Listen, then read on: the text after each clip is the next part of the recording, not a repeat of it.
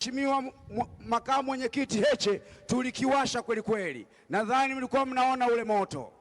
Tumepindua kule meza, vyama vyote vidogo vidogo vimefutwa na wamehamia Chadema. Wamesema wako Chadema kwa sababu tunapambania haki. Baada ya kuwasha moto kule, saizi Mheshimiwa John Heche hawamuiti John Heche, wanamuita Yohana Mbatizaji. Tumebatiza kule. Sasa niwaambie, baada ya kazi nzuri iliyofanyika kanda ya kusini, wazee wa Songea, machifu wakaamua watoe zawadi.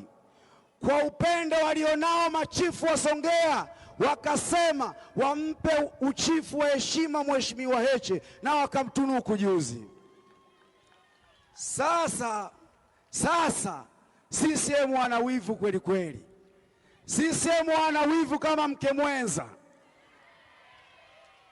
Tumetoka kule, baada ya kuona tumetoka, wametafuta tapeli fulani, wamempelekea makamera, wamemuita chifu apinge uchifu wa Mheshimiwa Heche.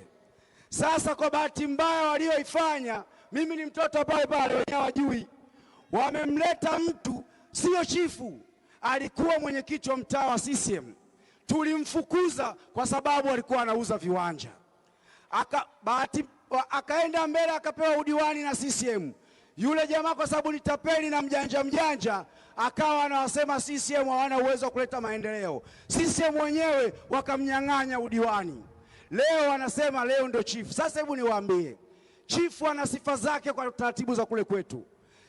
Tunaheshimu mila na desturi. Ili uwe chifu ni lazima uwe umefanya mambo yanayokubalika katika jamii. Huwezi kuwa chifu tapeli. Sasa niwaambie CCM, ili uwe mke mzuri, mke mwema kwa mume, tenda wema, sio kuonyesha wivu tu. Sijui kama tunaelewana. Sasa hilo nadhani nimetolea ufafanuzi, linatosha. Sasa twende kwenye kazi. Nchi hii vijana, niwaambie, tuna jukumu moja la kuonyesha hali ya kuleta mabadiliko kwenye taifa hili. Tukibaki nyuma, hakuna mtu atakayekuja kutusaidia. Samia Suluhu kwenye kikao na rais wa Kenya anasema kwamba watengeneza ushirikiano ili wawapige mikwaju Gen Z. Mikwaju ya Samia Suluhu msifikiri ni fimbo, ni hawa polisi wawapige risasi. Sasa tumwambie Samia, hawa Gen Z, sisi tunataka Gen Z wasumbufu. Sisi sio wasumbufu. Vijana hao wanataka ajira, vijana hao hawataki kutekwa, vijana hao hatutaki kuuawa, na tutakiwasha hata yeye ataondoka kwa sababu hatujamchagua. Lazima tuelewane. Nina rafiki yangu mmoja anasema, alikuwa ananong'oneza, anasema nyie hawa watu mnawapata wapi?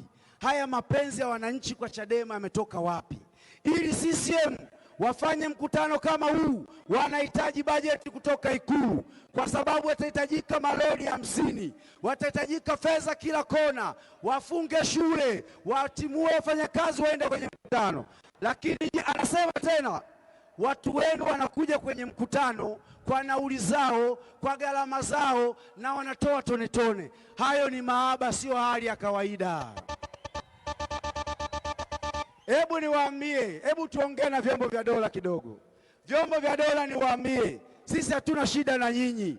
Nyie kaeni pembeni, sisi tuna shida na Chama cha Mapinduzi, tushughulike nao.